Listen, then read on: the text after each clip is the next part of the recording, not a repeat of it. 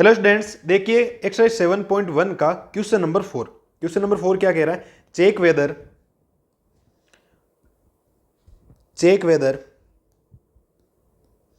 2, -5, -2, 6, 4 और 7, -2 are the vertices of an isosceles triangle.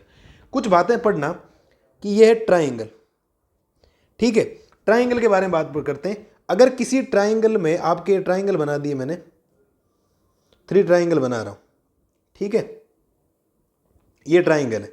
अगर इस ट्राइंगल की कोई भी साइड इक्वल नहीं है, मतलब ये ए है, ये बी है और ये सी है, मतलब कि इसमें ए बी नॉट इक्वल है बी सी के और बी सी नॉट इक्वल है सी ए के, ठीक है, तब आप इसको स्केलेन ट्राइंगल बोलोगे। क्या बोलोगे? Scalene triangle. इस बात को आप ध्यान रखना। अगर किसी ट्राइंगल में एनी 2 साइड्स इक्वल है, एनी 2 साइड्स कोई भी, जैसे मान लिया ए बी और ए सी इक्वल आ गई, जैसे ए बी इक्वल आ गया ए सी के बट बी सी इक्वल नहीं आया, जिसमें एनी 2 साइड्स इक्वल होगी उसको हम आइसोसेलेस ट्राइंगल बोलेंगे। क्या बोलेंगे? आइसोसेलेस। और किसी ट्राइंगल की ऑल साइड्स इक्वल आ गई, ए बी सी, मतलब ए बी इक्वल आ गया बी सी के इक्वल आ गया ए सी के या सी ए के, ए की बात है, तो इसको आप इक्विलेटरल ट्राइंगल बोलो। क्या बोलोगे? Equilateral triangle. इस बात को आप ध्यान रखना। तो 3 टाइप के ट्राइंगल पढ़ने, आगे जैसे जैसे क्वाड्रिलेटरल आएगा वो भी हम पढ़ते जाएंगे, ठीक है। तो आराम से देखना इस क्वेश्चन का सॉल्यूशन। हम नॉर्मल वे में, इजी वे में इस क्वेश्चन का सॉल्यूशन करते हैं। चेक करना आइसोसेलेस। आइसोसेलेस का मतलब क्या हो गया? Any 2 sides equal. Any 2 sides क्या आनी चाहिए? इक्वल आनी चाहिए। तो ध्यान से देखना, ठीक है। ट्राइंगल बनाता हूं इसके अंदर।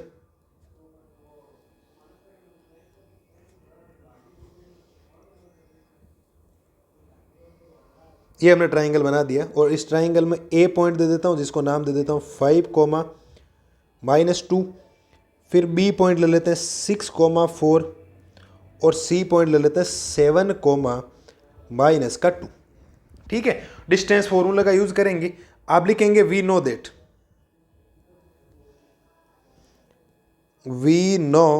दैट डिस्टेंस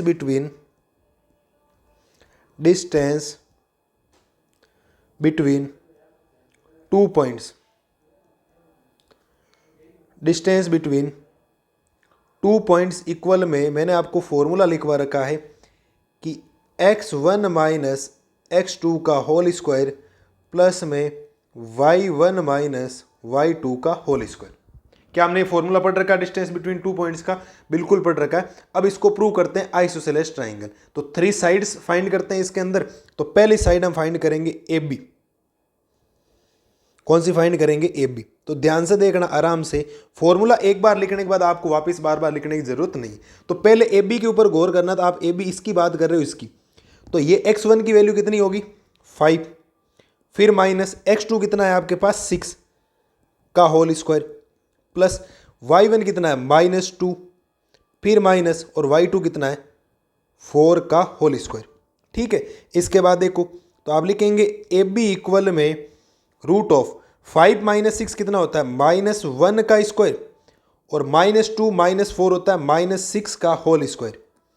ठीक है, तो आप लिखेंगे ए बी इक्वल में रूट ऑफ 1 का स्क्वायर 1 और -6 का स्क्वायर हो जाएगा 36।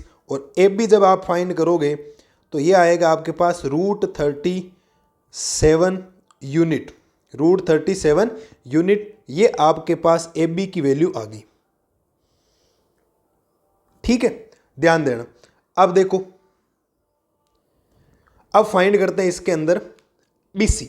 ये फाइंड करते हैं, देखो ये वाली साइड, ये बी सी फाइंड करते हैं। तो आप लिखेंगे बी सी इक्वल में रूट ऑफ x1 की वैल्यू 6 माइनस x2 कितना है?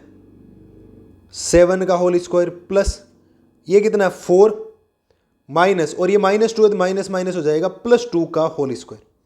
तो आप लिखेंगे बी सी इक्वल में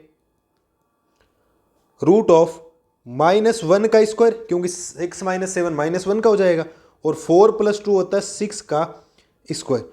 तो आपके पास वैल्यू आएगी बी सी इक्वल में रूट ऑफ 1 + 36। तो बी सी की वैल्यू आ जाएगी आपके पास 37। वैसे देखो टू साइड्स इक्वल आ गए तो आइसोसेलेस हो गया, लेकिन तो भी आपको थर्ड साइड क्या करनी है बेटा, चेक करनी, या मत छोड़ देना। ठीक है, तो थर्ड साइड अब चेक करते हैं इधर। तो थर्ड साइड के लिए आप लिखेंगे AC।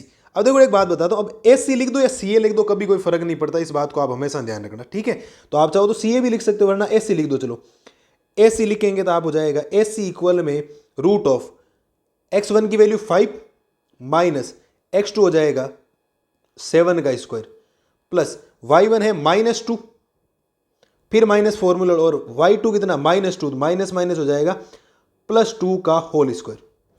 तो यहां से AC की वैल्यू आ जाएगी रूट ऑफ 5 - 7 होता है -2 का होल स्क्वायर, प्लस -2 + 2 होता है 0 का स्क्वायर।